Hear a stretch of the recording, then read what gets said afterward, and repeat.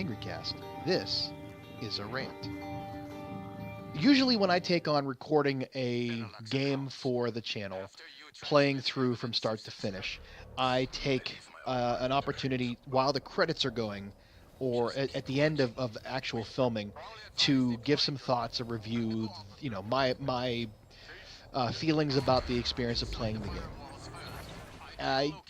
With Prey, I didn't get that opportunity because I was trying to get all of the endings on camera to do for the last video, part 51. Bailey was with me, so we're sort of bantering back and forth. So I really couldn't give you a very good, list of ideas or thoughts that I had about the game, about playing it. Also, oddly enough, Prey is probably one of the few games I've actually finished. I think before that was maybe Uncharted 4 was the last game I really finished that was like on a grand scale. Song of the Deep platformer, that wasn't that long, but something that would be like, maybe 15 to 20 episodes. Yeah, it takes me usually about a year to complete, and Prey took 9 months start to finish. Now, granted, you have to understand, when I first started playing day one of Prey, I played through the first level or the first quest, and so did Bailey, and we had both of each other competing, and we were going to kind of do that, but it was going to be too hard for me to continue that pace with the game. Bailey wasn't always available or willing to play the game when she, it was on her schedule, so I sort of picked it up from there and went. So 9 months from May of 2017 until February of 2018. For me, that's pretty good. Now, for somebody who plays games on a regular basis, that's what they do. They play one game, roll through it, and then go to the next game. They might think that that's pretty short, that their experience with a game like that is pretty short. That they were able to start and finish within maybe a weekend or something like that, and that's all fine and dandy. Maybe they had a different experience. To me, I feel that I'm the kind of gamer that, with a game like that, I want to explore. And part of the downfall or the the double-edged sword of being recording these games while you're playing them, and I found that with Uncharted, was that you tend to not pay attention to normal things because you're so focused on either commenting or playing that you miss a lot of things. I remember back in in college when the PS1, the PlayStation, was out, and a game like Resident Evil came out, or Kingsfield or something like that, where me and a couple of friends were sitting on his dorm room bed, and we were lined up. He was working the controls, my friend was handling maps, and I was just sort of like the puzzle guy. And we really took notes, and we did all this research and stuff like that. And we didn't have the internet back then to go and figure out how to do things. We sort of either had to get you have to go buy game guides at the store, or you have to just figure it out. But today, it's harder for me to pick up a game, play through it, have to explore everything, find all that, that time. Part of my issue is that when I get a game like Prey or Fallout or Uncharted or Grand Theft Auto or something like that, that's a big task for me to undertake, especially with, being an adult. I've had a lot of free time, but the game itself is a huge undertaking, especially for somebody who wants to record and give due diligence to that.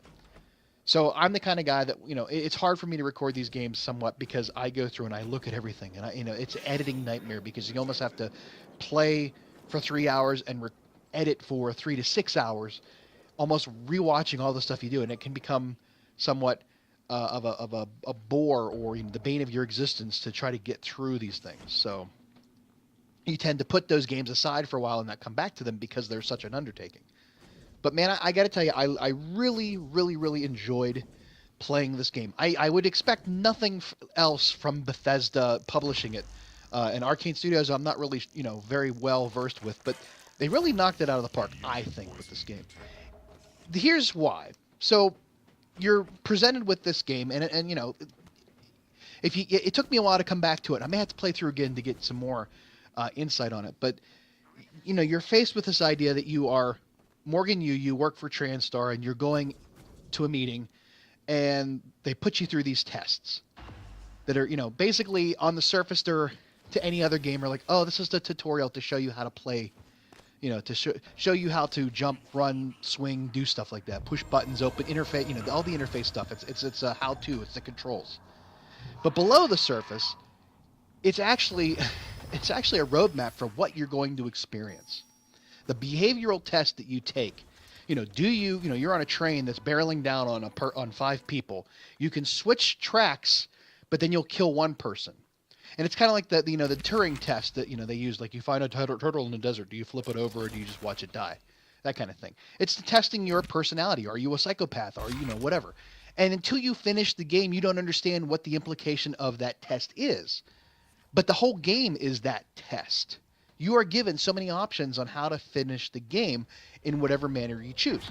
And and again, if you're watching this video, please either have finished, played the game or whatever, or you just don't care and you just want to listen to me rant about it. That's I'm giving you spoilers on this game. But basically we all know what happens. The world is destroyed by this alien typhon organism that got back to Earth, probably because of us as people, the Transstar people, as it always is in those types of movies and games. We are our own worst enemy. We've destroyed the world. And now you are you're an alien organism that is strapped to a chair in a lab somewhere, and your brother, Alex, the brother of Morgan, the character you play, is trying to gauge your personality experiencing this test, this behavioral test. There's 5 people on one side of the tracks or 1 person on the other side of the tracks. What do you do? Push the fat man, that kind of stuff. He's trying to gauge what choices you will make in order to decide whether or not you can be trusted in order to be the bridge between, the alien species which has taken over the world and the humans who are left in hiding, to sort of figure out a way to coexist, symbiotic, instead of being a parasite organism, somehow have us exist. And we don't really know a lot of the reasons why Prey, the aliens have taken over the world. But obviously we kind of figure out it's like anything else.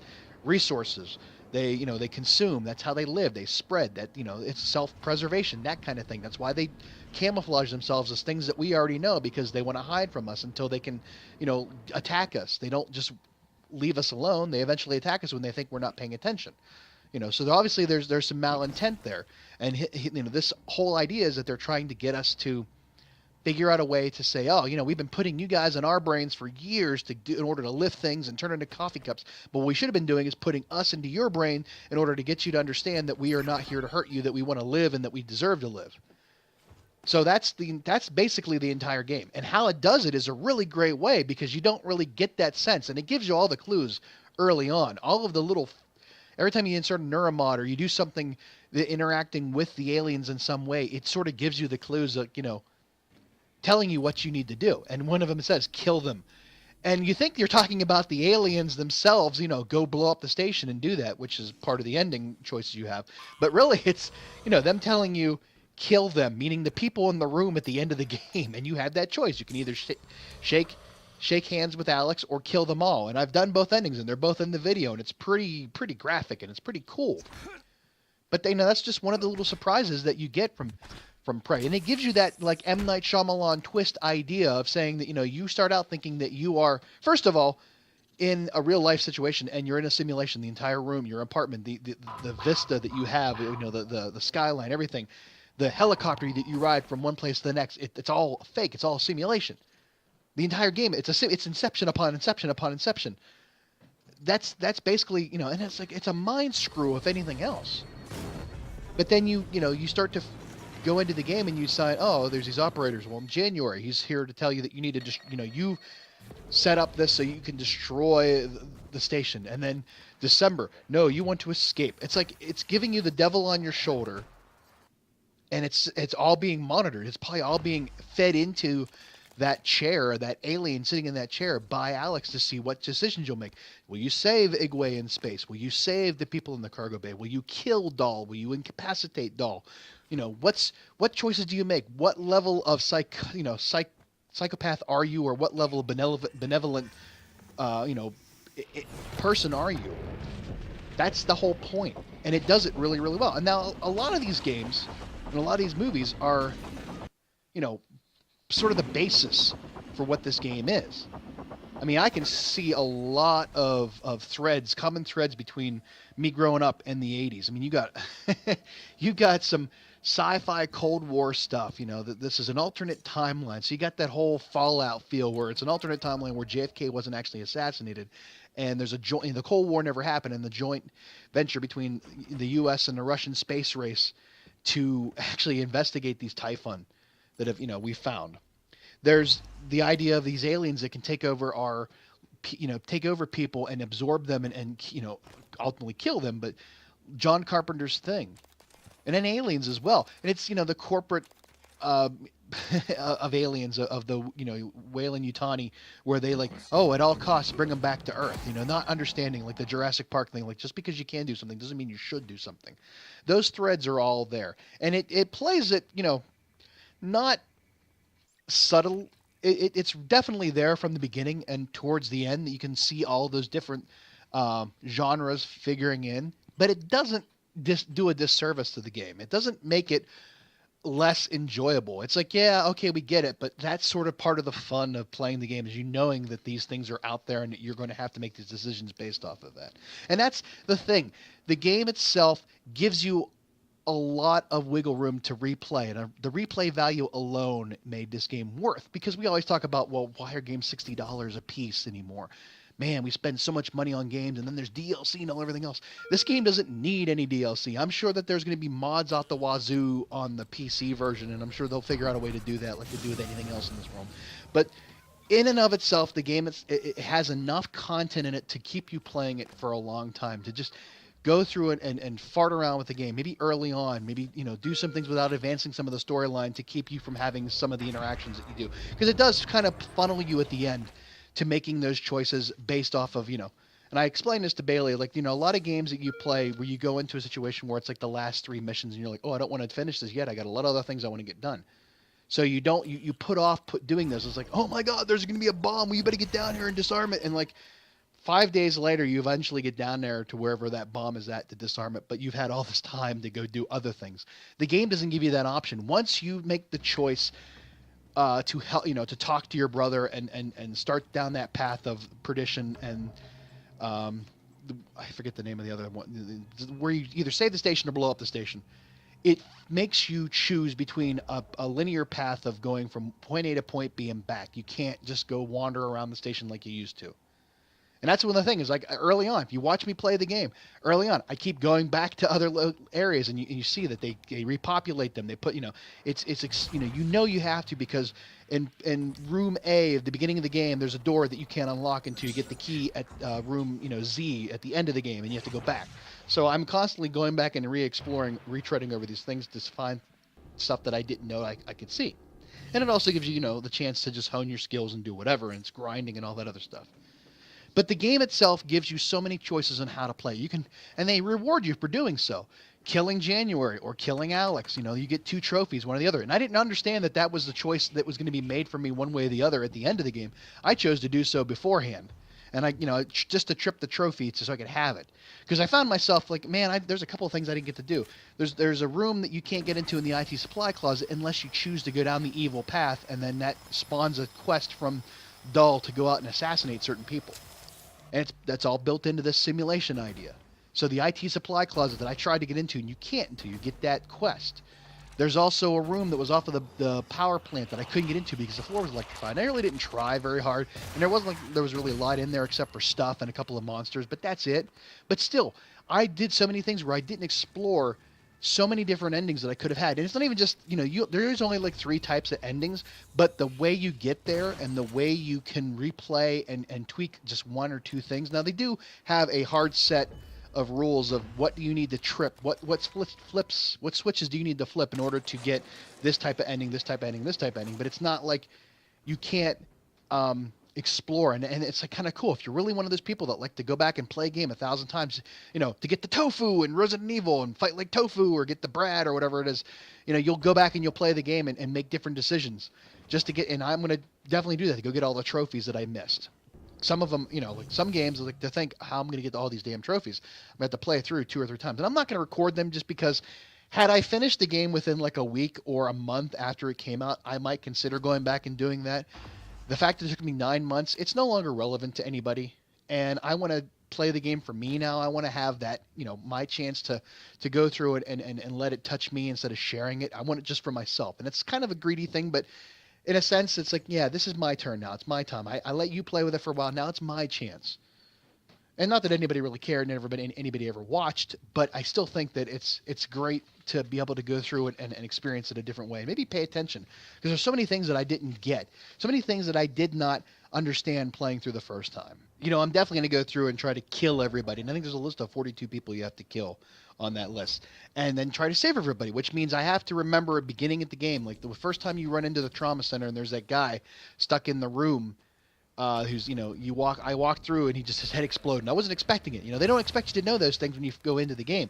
So it that trophy itself, or that style of how you can play, forces you to have to play the game multiple times. So they built in this replay value into the game, which is really great. Some games it's like, that was a really great game. I want to play it again just because I love playing a game. And then other games are like, yeah, you're gonna have to play it again if you want to get all the other things. So it's like a really, really good, like 3D chess kind of, there's just so many layers to it that you got to go through to really pick up those things. And I'm going to do that. I'm going to kill everybody. I'm going to save everybody. I'm going to just install regular human mods. I'm going to install just, alien mods. I'm going to just do no mods at all, because that's the one great thing about the game is, like, I found so many times, like, you find so many the same weapon, like 14 different times. Like, wow, I can't believe I found that. Then you're like, wow, I can't believe I couldn't hack this before, but now I can. Or, oh no, I just actually found the code to this safe instead of being able to hack it. Or I can't get into that room unless I change into an alien and crawl through the window. Or I have to go get the code, or I have to hack the door. So it's like it gives you those opportunities, and that's a great sign of a game.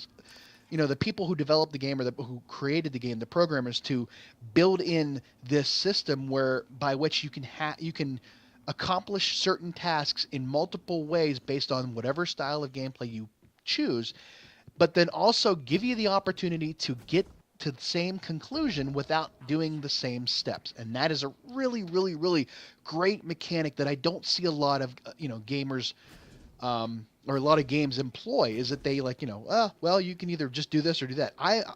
When I played Skyrim, I don't play Skyrim, or I don't play games like most people play. I do exploit the flaws in the gaming system as it is. Like, if a certain enemy won't leave a certain area, or they can't get to because of physics or whatever else, and then you figure a way to exploit those shortcomings, and then you can just say, yeah, I'll just stand over here and fire arrows at you all day, and you'll just stand there and take it because game, because the game says so. But Prey doesn't allow you to do that. Prey actually it takes that into an account and makes that part of the gameplay. And that's really great, that it kind of like reaches out to different types of gamers. The gamers that want to go explore, pick up every single piece of post-it note. The gamer that wants to go through and find all the codes and read all the emails and take really a long time. The gamer that goes through and plays a game like that and just plays it like real life, like sitting around doing boring office work, reading emails, listening to all the transcripts, writing down, taking notes. The nerd would love this game. The true diehard nerd loves this type of game, and I like that aspect of it. There are some times I just don't feel like doing that, and I just want to go barreling through and just with shotgun, boom. At the end, I was kind of like, I know I'm going to redo this ending to get a different, clip for the video. So I don't care to sit there and sneak around and chase or be chased and hide and do all that. I'm going to just, look, I have no other use for this ammo. I can't keep it. Let's just blow everything away and get to where we want to go. So it's like, it lets you pick the style. And those are games that you don't find a lot of every day. So Prey definitely delivers on, adapting to different styles of gameplay. So I guess overall, I want to say that the game is damn near perfect. 95% I give it. There wasn't, here's the thing. We had two instances where the game was sort of bugged and glitched out. Other times it was like, no, I was thinking it was glitched out, but it really wasn't. That's exactly how the game's supposed to, operate. I wasn't seeing something, or I wasn't thinking of something, or the puzzle wasn't coming to me. And some of the puzzles weren't very hard, and some of them were pretty hard, but they weren't out of the ordinary unsolvable. Like, there are certain games where you have certain puzzles that you have to think. I mean, there's outside the box, and then there's in the next county, in order to figure out how a puzzle works. And Prey really doesn't have that. It's all there, one way or the other. You just have to pay attention. And like I said, it's hard sometimes when you're not paying attention because you're doing other things, that you don't get the opportunity to pick up on those little cues that you can figure out later on. But I had a thought here, now it's gone. Oh my goodness.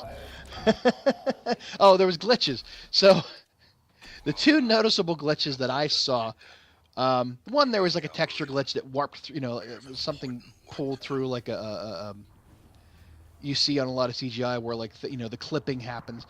But Alex, when you have to save Alex from the apex and he's unconscious and you go and grab him and you put him into the room and then you close the door, I went back inside because I didn't know what I was doing. I wanted to hide from the monster at first because I wasn't sure exactly how it could attack you, so I didn't want to be out in the open. So I went into the Alex's office, and there he was floating unconscious but talking to me over the transcribe. So I'm like, okay, there's a glitch, because it's just like those two spaces occupied the same plane and it didn't work out. So it was like, okay, fine. Well, I mean, they had that whole entire area below the floor of Alex's office that could be the safe room, but for some reason he floated up into, he clipped up in, but he was the body was unconscious, but the cue of kicking the sound bite out, was like, oh, okay, fine. And I think the other one was, when we had, we chose to go down, this was me choosing to film it in a certain way, and it didn't come across in the video that we did when I was doing the endings, and I said, okay, I'm going to save it before I start the self-destruct so that I can go down to the shuttle, get all that, and then come back and do the ending itself. So I did the self-destruct sequence, and then we went down, and I actually had a lengthy conversation with Bailey about how, you hear January telling them to go ahead, I found an escape pod. Like, what? Are you kidding me? And there's actually is the escape pod you could have used. Alex's escape pod, or you could have used that at any given time. There's a couple different ways to do it. So, again, I have to go, like I said, I have to go back through and play different types and different formulas for how, you get the endings. But I went from setting the self-destruct down to the shuttle, and then I turned around, I saved it, and then I came back up. Instead of getting on the shuttle, I went back up to the bridge, and I couldn't sit down in the chair after that. It wouldn't let me.